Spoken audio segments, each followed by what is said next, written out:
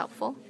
Yeah, after the presentation, it was really helpful because people got to see how it was, so now they're not afraid to fill out the green forms that put them into conflict mediations. And we've gotten a lot of response lately. We've been doing many conflicts, and they've been really successful, all of them. So, Okay. yeah. And what type of conflict do you think mostly occurred in high school? A lot of the conflict has to do with relationship problems or friends fighting about just kind of petty stuff. I mean, they're important to their friendships, but they're like relationship or friend drama, things like that. Okay. And what do you think we should do to prevent violence? Well, a lot of what we're teaching them through conflict mediation is that you can talk it through and come to an agreement. So if we wanted to prevent violence, it would just be more like getting people to open up and talk about what the problem is. Like, why are they fighting in the first place? Why is there violence? Because it shouldn't go that far as long as they solve the conflict ahead of time. All right. Yeah, I don't like this one person, and I'm always insulting this person.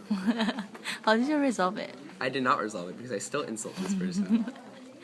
So what do you think we should do to prevent violence? To prevent violence, I think we should limit the usage of violent media in young adults and adolescents, and that would decrease violent behaviors. Thank you. Conflict, Yes, I have. and we'll talk about it. I had a lot of argument with my friends. And how did you resolve it? We just sit down and talk about the results or how do we solve the problem. Okay. And we make compromises Uh-huh. that satisfy both sides. Okay. And what do you think we should do to prevent violence? You don't start it first. You keep your personal space. All right. Thank you. You're welcome. Yes, it's been a long time though. My very first year teaching, I had two boys before school started start a fight in my class, and they were sort of monkeying around, and they fell into the chalkboards, and then they started shoving each other, and I was actually young and stupid enough to actually stand between the two of them, and they both fought before they swung because there was a girl between them. Normally though, it's usually a war of words as opposed to physical altercations. I might have somebody who gets angry and will storm out of class, or they'll come see me after class and they'll say, you know, so-and-so's calling me names and I just can't handle it anymore. And so I think it's the difference between dealing with 8th graders and 12th graders. Okay. And what do you think we should do to prevent violence?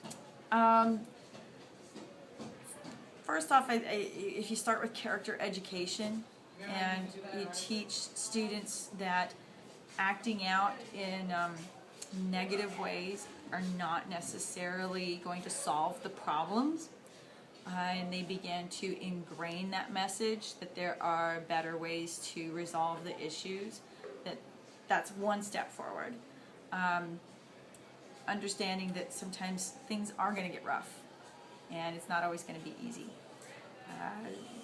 That perseverance and having mutual respect for each other, that you're not the exception to the rule every time.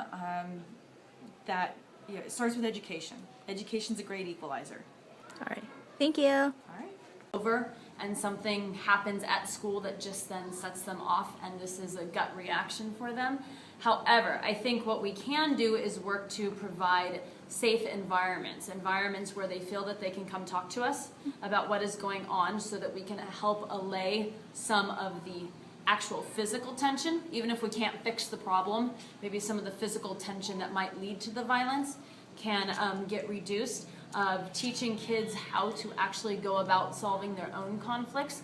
I know here in Torrance, I'm assuming it's going on at all the elementaries, but my daughter has actually been asked to be a conflict manager, and she's in 4th grade, and so they are starting very much early on in the grades to set up a process that we here at North have done for a long time.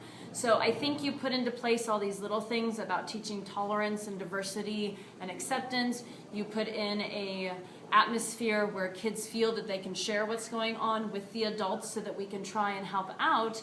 And then you, again, try and have some good tools to use when the actual conflict comes on. Because there's always going to be conflicts. We're human beings who have different opinions. You try and keep the conflict smaller and deal with them quickly and hope that they don't actually escalate to bigger things.